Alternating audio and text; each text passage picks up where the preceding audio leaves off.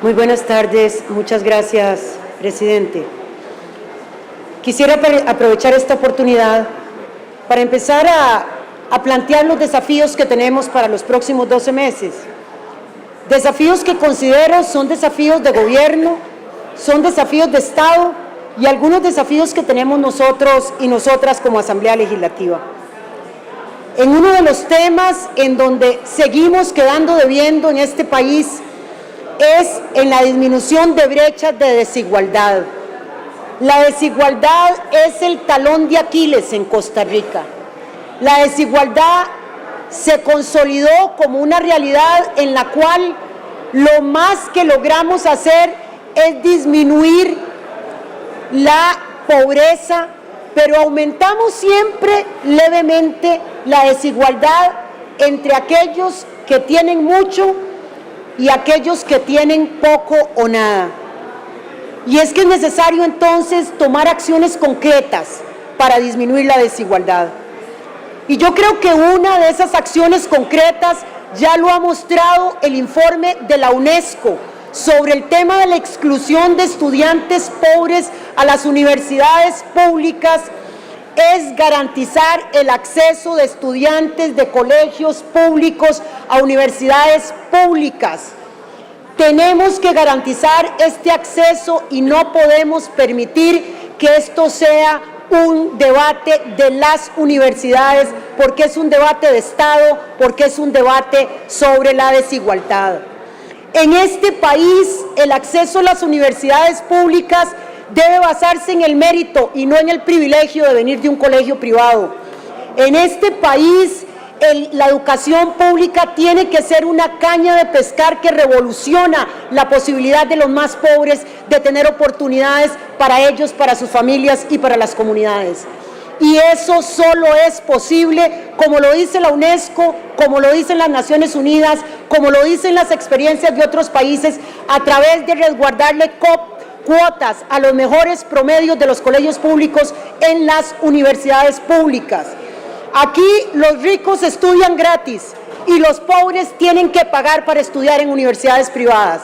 Y lo hacen muchas de las veces con plata pública que tienen que pedir prestado para hacer el traslado menos tolerable en un país como Costa Rica. Y entonces también en acciones concretas ya no podemos seguir hablando de mejorar la educación, sino impulsar de manera inmediata y durante estos 12 meses programas de nivelación en colegios públicos para que puedan realmente competir. No puede competir alguien que no tiene herramientas para competir. Necesitamos planes de emergencia en matemáticas y comprensión de lectura, ya lo sabemos. ¿Qué más tenemos que esperar? ¿Qué otro diagnóstico hay que hacer? Lo que se necesita es hacer haciendo y dejar de abandonar a generaciones completas de muchachos y muchachas en este país. Y es que nosotros hoy estamos pagando lo que no hicimos hace 5, 10, 15 o 20 años. Aquí he escuchado eufóricamente discursos de compañeros, incluso aquellos compañeros cristianos, planteando el tema de encarcelar a unos, encarcelar a otros, y ¿saben a quiénes estamos encarcelando? A los que hace 5, 10, 15 años dejamos sin oportunidades. A esos son a los que estamos mandando a las cárceles, a esos a los que no les damos oportunidad de educación de calidad, a esos que son expulsados del sistema educativo, a esos que no tienen oportunidades de educación, de cultura, de deporte, a esos son a los que estamos enviando a las cárceles hoy. ¿Vamos a seguir haciendo lo mismo con las generaciones futuras o nos vamos a poner a trabajar en estas generaciones, en los niños de hoy, para que Costa Rica no tenga que pensar que en 15 o 20 años la mitad de su presupuesto se tenga que utilizar en cárceles? Vamos a decidir de una vez por todas que efectivamente los recursos del presupuesto de la República se distribuyan de manera equitativa para darle más a quienes menos tienen y permitirle a este país, como lo fue en el pasado, ser un ejemplo de democracia en garantía de derechos. Y es que, además, el segundo gran desafío que tenemos es la protección de los consumidores de este país.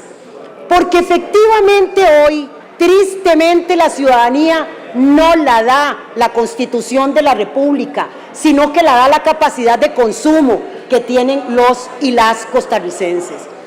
Y en esa posibilidad de consumo financiero que resuelve absolutamente todo, el Estado ha permitido que los que tienen dinero le arrebaten la plata sin ninguna protección a esos que no tienen, cuya única alternativa es buscar crédito para el consumo presente, crédito para comprar una casa, crédito para estudiar, crédito para vivir, porque la mayoría de personas en los sectores más pobres están viviendo de prestado porque no tienen otra posibilidad. Y ahí tenemos la obligación de garantizarles las condiciones mínimas de derecho a estas personas. El tema más también que significa de relevancia mayor es un debate que tenemos que dar en serio sobre los medios de comunicación y su rol para engrandecer la ciudadanía, para engrandecer la cultura y para engrandecer el país. No sé si ustedes han visto lo que son los noticieros de este país, empobrecedores de absolutamente todo.